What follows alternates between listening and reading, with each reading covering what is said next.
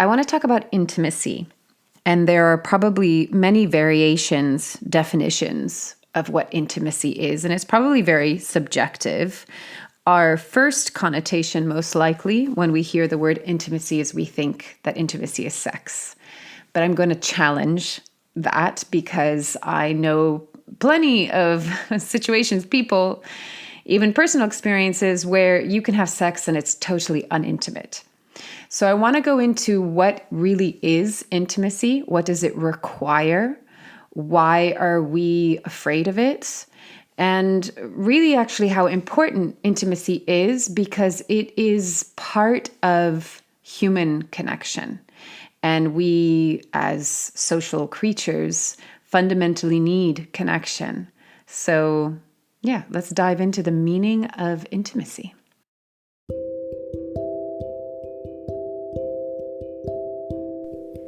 This is Corinne Bloom, and you're listening to Raw Conversations. So yeah, it's obvious connection that we make between intimacy and sex, because the act of having sex on a physical level is very intimate, right? But when we really look at, well, what is intimacy? And I want to dive right in. Intimacy to me is all about heart. You cannot have true intimacy without having a heart connection.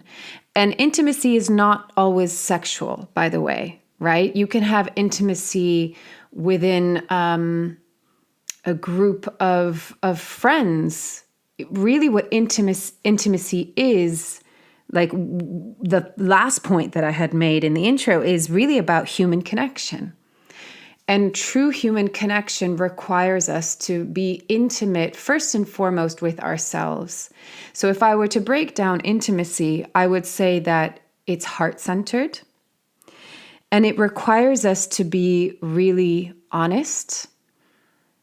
Intimacy is so much about honesty, authenticity, openness. And we have to reside in our heart to really be able to embody all of those things. And then intimacy becomes connection through the sharing of ourselves, the sharing of our true selves. Because if we look at intimacy as something that's just a physical act, and it's a physical sexual act, like I said, we can have sex in totally unintimate ways. And it's an interesting, movement that's happening right now in the quote unquote tantric world.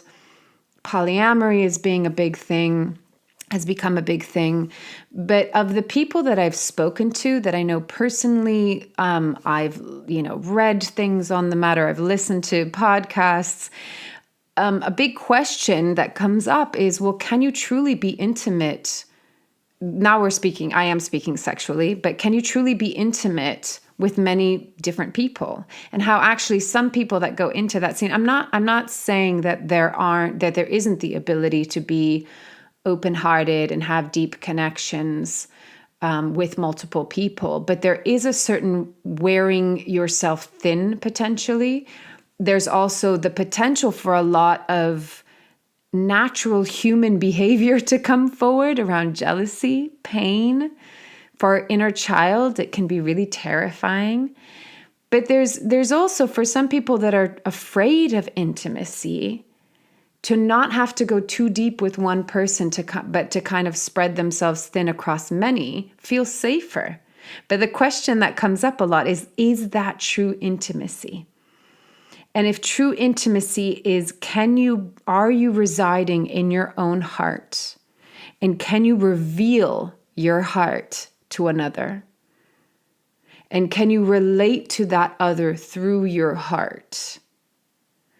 That's deeply vulnerable, right? And so a lot of people have an idea of intimacy, but on the surface of it, rather than dropping into true intimacy, which is deep, vulnerable, honest, authentic connection between yourself and another person. And as I have said so many times, it starts within. It starts from the seed. And I think a beautiful analogy that I can offer of that is that, you can't just jump straight to the rose, right? You've got to plant the seed it's in the earth. It's in the darkness of the earth. That's where all life begins. It's in the darkness of the earth, and then it slowly grows and it emerges out into the world. And then it emerges even further as it opens and blossoms. So our experience of getting to know ourselves and really dropping into the deeper aspects of ourselves and opening ourselves up like the rose, like the petals of the rose, we have to go inside first. We have to plant that seed, go to the seed within the inside of us, which sometimes feels dark and unknown, right? Because we can't see it in the external world. And maybe it's a little bit like you have to go in order to come back out. So you have to, kind of peel back the layers of the onion, and your eyes are going to tear through it. And then you get to the core and you go to what needs to be resolved and healed and evolved. And then you can come back out, but this time as the flower, right? As the blossom, as the rose. So true intimacy requires us to be intimate with ourselves. And I think the fastest way to be intimate with ourselves is to use heart as the catalyst. Now, if I look at the Enneagram, there's different triads and personality types, right? So there's an intellectual center, there's an instinctual center, and there's a heart center. And the beautiful thing about that is it reflects the three centers of intelligence, or the three centers of consciousness that we have. Now, we live in a society that likes to deify the mind. But the mind is a tool. It's not the master. And the mind is only one brain. It's only one center of intelligence. The heart is another center of intelligence and brain.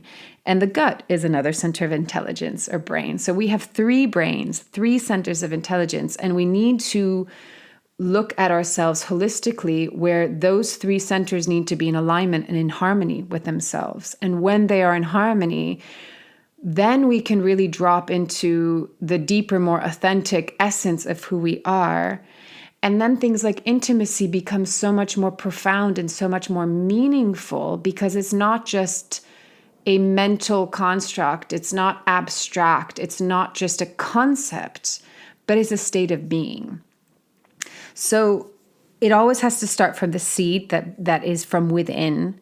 As within, so without. I could throw a bunch of quotes and cliches, be the change that you want to see, right? It all starts with us. And the beauty of that is that, we're not just here cultivating intimacy and relationship and connection with others. We're doing that with ourselves, and we're getting to know ourselves in the process of that. And that's a really beautiful, cool thing. And my belief is just that the more that you understand yourself, and the closer you are to yourself, and you know how to be present and show up and listen and give yourself what you need, you're just going to be able to have such more meaningful connections with other people. You'll be more generous as well. So going back to what is intimacy, I think point 1 and point 4 kind of connect to each other, because intimacy is ultimately about connection, about human connection. And that's a fundamental need. We all might have different desires in relationship, for example, in romantic relationship, but it is a fundamental need, because if you go back to being a baby needs to feel connected to its parents, because that connection gives us a sense of being loved, of belonging, of feeling safe, secure, accepted. So it's a really important, basic, fundamental need that we have. So if we see that intimacy is connection, then we go, okay, well, what does that require? It requires us to live in our heart, because let me take a step back. Our society, as I said, really deifies the mind. Not only does it deify the mind, but it villainizes things like, well, vulnerability is a weakness. Emotions are bad. It's basically telling us that our humanity is a bad thing, and that we should be invincible and invulnerable And that's just not true to being human. And so people are longing for connection. They're longing for true intimacy. But because they're being told that all of the things that are required for true connection and intimacy are bad, we're putting barriers up, we're, transcending or bypass, whatever. There's all of these different coping mechanisms that actually keep us from really receiving what we want. Now, with that said, the heart to me is the portal. It's the vehicle for creating true connection and intimacy because it's heart to heart. Heart is so powerful. When we are residing in our hearts, it is so incredibly powerful. And we're really at our strongest when we're in an open heart, living in an open heart. However, paradoxically, it's equally incredibly tender. It's a very tender part of us. It can be very sensitive. I don't think there's any one of us that hasn't had the experience of falling in love and having a broken heart. And falling in love is so beautiful. Can be deeply vulnerable. There's always an element of risk when you fall in love. And then the other side of that coin is pain, right? When our heart is broken, it's deeply painful. It's deeply sensitive. It's deeply tender and vulnerable. And that's just like part of this incredible thing that is called the heart and being human. And I think if we're trying to look at relationship and intimacy, like how can I do relationship and intimacy without getting hurt? Yeah, good luck. How can we do it without being vulnerable? Well, maybe you can do it, but I think it's going to be pretty superficial. And maybe for some people that works. If they find a partner that equally wants that in the same way, where maybe their intimacy is more through the mind, or maybe their intimacy is more through certain activities, or, I'm not here to judge or to say that there's one right way or any absolute. That's impossible for me or anyone to say, because I don't think there's any one size fits all. There are various expressions of intimacy, relationship, connection. But what it is that I think we have to then be very clear with where we're at within our own relationship to intimacy. And let's say you're someone that it's like, I can't do emotions. I don't do vulnerability. I don't get what, living in heart is or having an open heart is.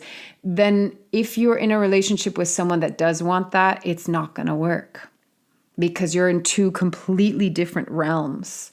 And I can say that from personal experience, and it's really painful. It's really painful if you're someone that really wants to have a deep heart opening connection where there's, there's depth, there's transparency, there's vulnerability. If that person can't go there, it's going to be painful for both, right? Because the person that wants that depth of intimacy feels like it's not reaching its potential. And for the other person, it might just be too terrifying. So intimacy, for people that have had any kind of trauma in their past, because the heart is also tender, right? Sometimes it's too painful, the idea of having an open heart. It's too painful, the idea of being deeply intimate with someone. Because if what that person learned as a child is when you love and you're vulnerable and you're met with either rejection or abandonment or shaming or neglect or whatever, that was so painful that they don't want to go back there. And the thing is, this is why we do this work, because if we do have some kind of a trauma or a wound, which I think we all have a version of a wound to varying degrees, we do this work so that we can heal that, and that we can ultimately give ourselves what we really need, so that then we can just be in our joy, right? And we don't have to be living from a place of fear. But the thing is as children, we have coping mechanisms. And we have to have coping mechanisms in order to survive in our situation, because we're not the adult that can leave. We're not the adult that can speak up and say, no, this is not okay.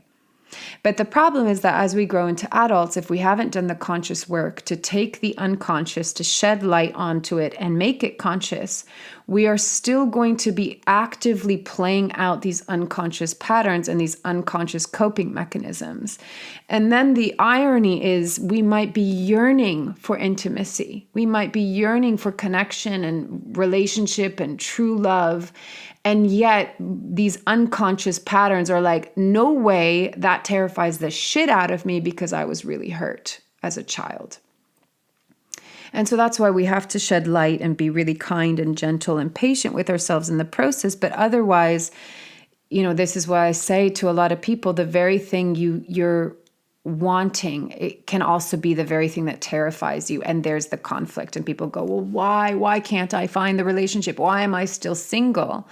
And there are many different angles and layers to look at within that. What is the self-belief? What is the behavior? What is the pattern? What are the coping mechanisms? But really a simple question that I can ask is, what about love and intimacy scares you? In what way does it scare you? And you know what? It's totally okay and normal and natural to be scared. Most especially if you've had any kind of trauma in your childhood. But like I said, love is vulnerable. The heart is vulnerable. But we can be in our vulnerability and find strength and power in that. That vulnerability is not a weakness. That vulnerability is not something that you need to have barriers and barricades and armor in order to protect. That's a false illusion. We think that barriers and armor protect us. They don't. They keep love out of our heart. Not only from others, but actually, most importantly, from ourselves. Intimacy requires that we are in our heart. We have to live in our heart. I'm saying that as an absolute. I get that. But I'm going to put that out there, at least as my opinion and observation and experience. I think it's very hard to truly experience true intimacy if you're not residing in your heart. Even if you're intellectually centered, even if you're instinctually centered, there's no right or wrong or better or worse. There's no hierarchy here. But as I said in the beginning, we have these three centers and they need to be in alignment. And if we're just in the mind and we're ignoring the heart and the gut, we're fragmenting ourselves. We're not coming from a wholeness perspective. And then that's when things can go a little bit wonky and sideways. Whenever we're going to be in our wholeness and really in harmony, which doesn't, when I say harmony, it doesn't mean that you're always positive and happy and zen, and that's not what I mean. I just mean that you're actively engaging with all these centers within yourself. So going back to the point of, so what does it require? It really requires us to be in our heart, and it requires us to just be really honest with ourselves. This is where the journey of self-discovery and really coming to, as I've shared before, that if love can be the container, can it hold it all? Can we go into ourselves? So I know that this term has been thrown around a lot, but intimacy, you could see it as into me, I see. So in order to be intimate, you have to go in and see yourself. But you need to see all parts of yourself, not just the parts that you think other people will like, or that are, attractive or sexy or smart or intelligent or successful, all parts of you. That you can really go into yourself and look at every nook and cranny of yourself and go, you know what, I love that part too. I accept that part too. And that you can be with and stay with all of these parts and your experiences, and you can listen to them. What do these parts of me need? How do I give them what they need? How do I love them more? How do I accept them more? This is true intimacy, is really, really like, just be holding everything within you without any kind of judgment, with compassion, with kindness, with respect.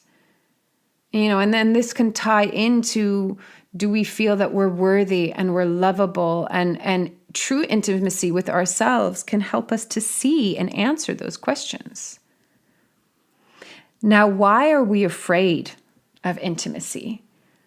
Because, it's deeply vulnerable. And love and connection and intimacy is always going to have an element of risk. It will always have an element of risk there. We like to go into relationship and dating and, sexual relationships and relationship itself and have an idea of how can I control this so I feel safe? Or our society likes to say, well, if you're married and you have a ring on your finger, and if you have kids, and if you have a house, then there you are, you're safe. You've got it. Things are under control. And that's such an illusion because, infidelity is going through the roof. So the ring on the finger and the kids in the house are just an illusion of safety, an illusion of having things under control, an illusion of, okay, I've made it there. So boom, I'm safe, I'm secure. Everything's going to be okay from this point forward. And the thing is, I was just sharing this with a client, is that the safety that we're seeking isn't about the ring on the finger and the house and the children.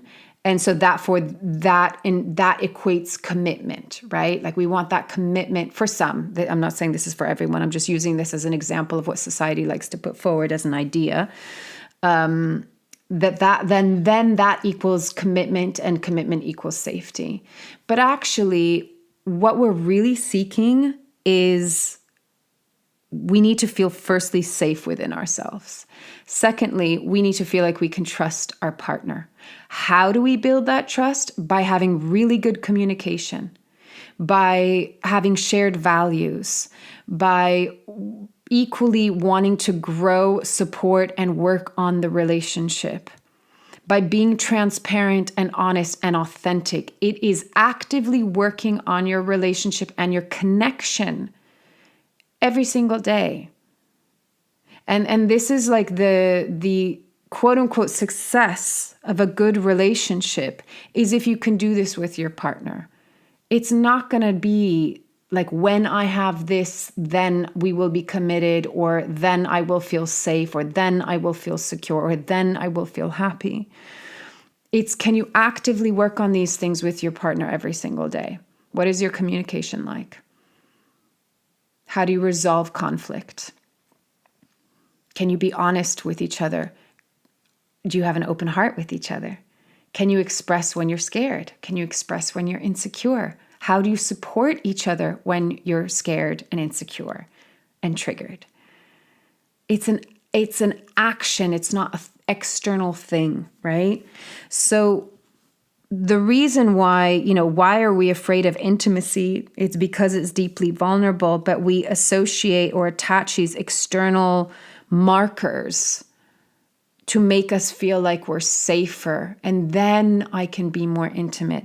It's an inside out job, first and foremost. And then when you have a partner, it's an ongoing conversation and process and journey with that person.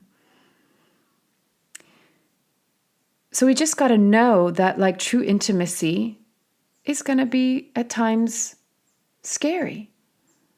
Hopefully you get to a place, if you have a partner and you're in a committed relationship, where you can begin to be so comfortable with each other because that honesty is there, because you can share anything, because you can truly be open-hearted. You can share your thoughts, you can share your desires, you can share your fears, and that that it's a safe space for that. So, but to think that it's not going to be a part of the process, and to think that you're invincible and invulnerable, I would ask yourself then, how am I scared of true intimacy? In what ways am I scared of vulnerability? What are the barriers that I have around my heart? And no judgment, zero judgment. If you have barriers around your heart, you can just ask curiously, why? Where did they come from? How did I learn to put them up? And then you work on taking them down and finding an inner sense of safety and strength, so that you don't need to have barriers that keep others, and most especially yourself, out of your heart. So then, to get to the final point of why intimacy is so important, and it's because human connection is really so important. again, I go back to the baby that needs to feel connected and healthily attached to their mother and father because they're their lifeline, but we're a social species. We need to feel interconnected. And again, intimacy is not just romantic, it's also platonic. But I think it just boils down to, can we have heart-to-heart conversations with people? Can we feel like we're, comfortable sitting in proximity with someone? Are we comfortable within ourselves? Are we comfortable within our own skin? Can you look into someone's eyes when you're speaking to them? Can you allow them to look into your eyes? This is all intimacy. Intimacy is allowing ourselves to be seen for who we truly are, without the facades, without the masks, without who we think we should be. So that's why, to really get to true intimacy, we have to peel back the layers of the onion. And sometimes it's going to make us cry, right? But then the other side of that is you get to really blossom, and that's beautiful. And it's okay to be vulnerable, and you'll find your strength and your power in your vulnerability. I've certainly had that experience for myself, that like when I really embraced my sensitivity, when I really embraced my entire humanity, when I really found the beauty of vulnerability. I'm a personality type. I'm a type of person that I just think vulnerability is deeply beautiful because it really reveals the true person. Art requires vulnerability. It's you can look to nature and there's a kind of vulnerability in it because it just is. It's the isness, right? And so for me personally, it might not evoke the same feeling for you, and that's okay. But for me, it's a deeply beautiful thing. For some, there's still a definition where you think that it's weakness or it's ugly or whatever it might be. So then I would invite you to really look at your definitions of intimacy, of vulnerability, of human connection, of love, and how that relates to all of your various relationships, not just romantic, but with your friends, with your family, but first and foremost, with yourself. How intimate are you with yourself? How true to yourself are you? And what I mean by that is like, how honest are you being? Because we can go, oh yeah, I can look at myself, but when I say living in your heart, some people will be like, duh, yeah, that's obvious. Of course I live from my heart. Like, that's whatever. But actually, if you really go down and look in, you might notice, oh, wow, yeah, God, this coping mechanism is creating a barrier. That defense is creating a bit of armor. I'm scared here, so I'm blockading my heart a little bit here. You got to be really, really honest with yourself. And if you're someone that's listening that's like, I don't know what the hell this woman's talking about. How the hell do you reside in your heart? What does that feel like? It's just indicative that you're probably not living in your heart, and that's totally okay. But then that's a fantastic journey to set foot upon. I did a podcast that was the greatest journey you'll ever take is 9 inches from your head to your heart. I've had many clients where they literally cannot feel from the neck down. They're so residing in their head. And again, our Western culture is very much, deifies the mind, that the mind is who we are. It's not who we are. It's an amazing tool to understand who we are. It's not who we are. And the reason why it's not who we are is because if you notice, your mind can be a real trickster.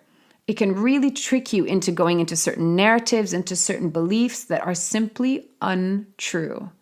So the mind cannot define who you are. It can help you discover who you are. It can help you to bring out who you are, but it's not who you are. And as I've shared in previous episodes, that I'll use the analogy that you've got to discover the canvas underneath and behind the painting, right? The canvas is your true essence. The painting is the experiences that you've had, and they'll continue to morph and change and shift, and the colors will change, all of that. That's the experiences that you throw upon it, which is the makeup of your life. But we've got to create that space to understand who we are behind everything. So intimacy is a journey of self-revelation, of self-discovery. of dropping behind the masks and the facades and the beliefs and the shoulds and what society thinks and all of these things to really, who are you?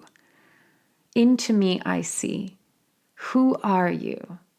And being so beautifully and tenderly and compassionately honest with yourself. And then why? Like, why do that? You don't have to, but why do that? Because it will make your connections with other people so much more meaningful. And I recommend that you take care of yourself in this process. I don't mean like, oh, just go and be super intimate with just some stranger or someone that you're only just starting to date and just open your heart and be in your heart. No, we've also got to really like healthy boundaries and are just an act of self-love and self-care. You have to take care. Like the way that we can feel very empowered and strong in our heart and in our vulnerability is we have to learn how to take care of it. Not defend, not protect. How do I take care of my heart so that I can be courageous? Because this does take a tremendous amount of courage. Love takes courage. Intimacy takes courage. Human connection takes courage. It's all deeply fucking vulnerable, right? So how do I take care of my heart? How do I hold my heart so that my heart can be open and feel safe being open? A closed heart is not being safe. It's an illusion of safety, but it's actually deeply painful for us. But if we're going to have an open heart, we need to learn how to hold it so that people don't walk all over it, right? That's not what I mean by open-heartedness. I don't mean that you become a doormat. Everything needs, I could go into the energy of masculine and feminine, which are non-gender based. The masculine provides the structure so that the feminine can open up and receive. And ultimately what intimacy truly is can we open ourselves up to receive love, to receive connection? Can we open ourselves up to be seen? Right? And that's deeply vulnerable. It really is. Again, the thing that we want, I want to be seen. I want to receive love. But then there's all these coping mechanisms that are like, no way, that's terrifying. So actually, it's really deeply vulnerable. But the moment that we can, if you could see me now, it's like I'm in this position where I'm opening up my chest and I'm opening up my heart and my arms to be in that space where you're open, your whole heart center is open, your throat chakra is open. Takes an immense amount of really getting to know yourself so that you can hold your entire human experience with love and acceptance so you feel safe being you. Then you can open and it doesn't feel like a threat. It doesn't feel terrifying because you don't want to try and be intimate and try and be open-hearted and traumatize yourself. If you don't feel ready for that, you need to feel safe within yourself. And that's why I've known people that have been in the kind of polyamory environment that are like, well, free love and, open intimacy, and this is going to make me more, free and more open-hearted and more love. And they go in and they re-traumatize themselves. And it's deeply painful and it's deeply scary. Or they go into their their patterns of avoidance. Well, I can't really be intimate with one person, so I'm going to be with lots of people. But actually, it's because it feels safer because they don't have to really open up. And again, there's no judgment. There's no right or wrong. It's just what is your personal journey and to what degree are you wanting to travel down this path? How deep do you want to go? Some people don't want to. Fair enough. That's totally fine.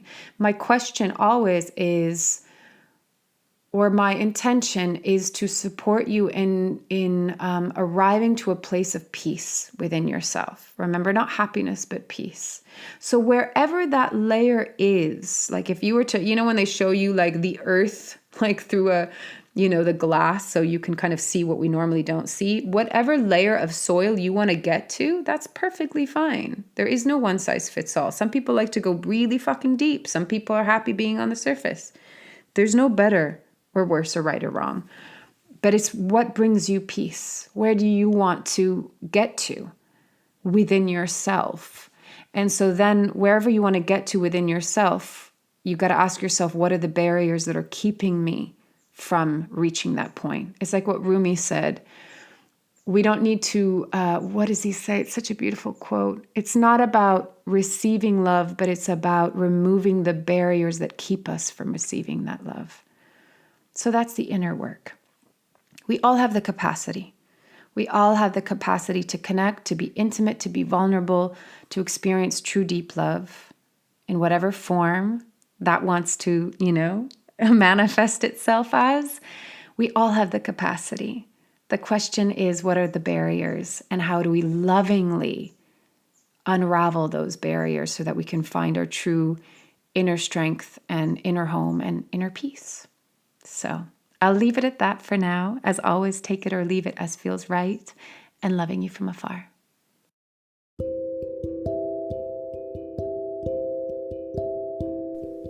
You've been listening to Raw Conversations with Corinne Bloom. Thanks so much for showing up, listening in, and being a part of the conversation with me.